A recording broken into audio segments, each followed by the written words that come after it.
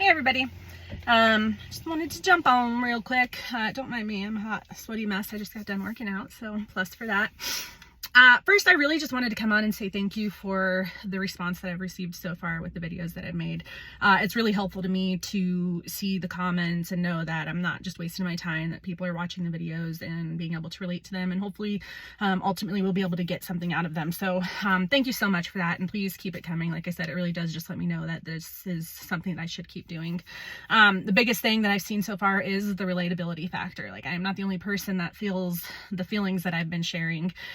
Which just ties back into why the body is not actually the problem. Like, kind of like I've said in previous videos, it didn't matter. Like, I was overweight and then I lost a lot of weight, but even when I was thin, I still had these issues because it was all what was going on up in my mind. And so even though I'm talking about the overweight person, I know that it's not just overweight people that feel this way. There are very thin people that feel this way. One thing that I have very similar conversations with, many different clients and trainers even, that people that you would look at least somebody like me, that I would look at and I'd be like, man, I would love to look like that. Like, I can see somebody that, in my opinion, is the ideal body type, or a body type that I would feel comfortable with. And then you can have a conversation with them and they feel just as insecure. And so I never tell any, like, you'll never hear me say, well, you're already too thin, or you don't need to lose any weight, or because everybody has their idea of what they want.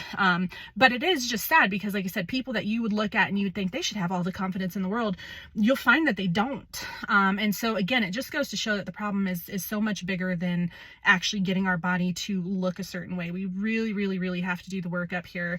And it's hard. It is so hard because of unfair and unrealistic beauty standards, and even like what we see in social media. I had somebody had commented and said something along the lines of, like, that's just what we see. Those are the role models that we see, and there's not a lot of real out there.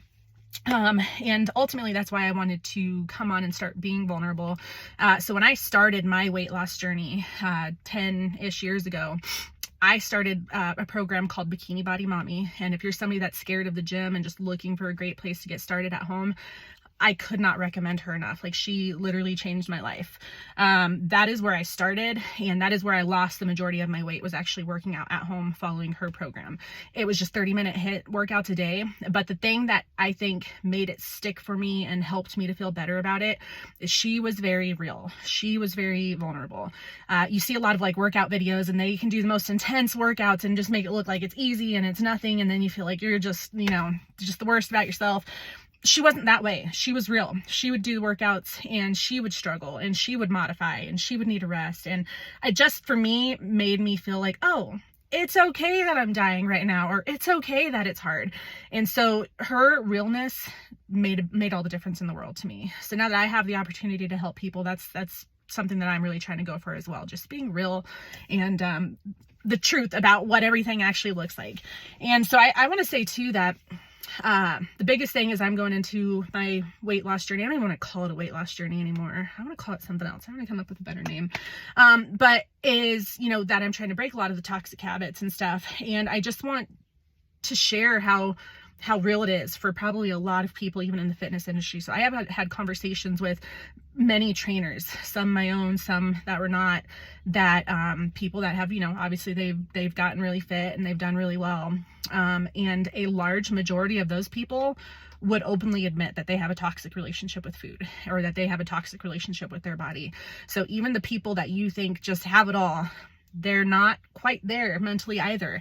And so again, that just goes to show that there's so much more that we need to be working on. And I hope that together we can kind of figure out how to get there.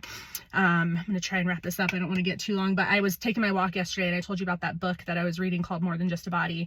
And they were just talking about some, like, just the crappy beauty standards that women especially have to deal with. And it's kind of crazy when you start thinking about literally every aspect, every part of our body is not good enough, or it needs some sort of product or something to make it better. But the biggest thing that caught my attention, like when they were talking about, is that, like, say, like, in in the United States, or some parts of the country, like they sell self-tanning lotion. They sell tanning lotion so to try and make our skin darker. In other parts of the world, they sell skin lightening lotion. I didn't like realize that was even a thing.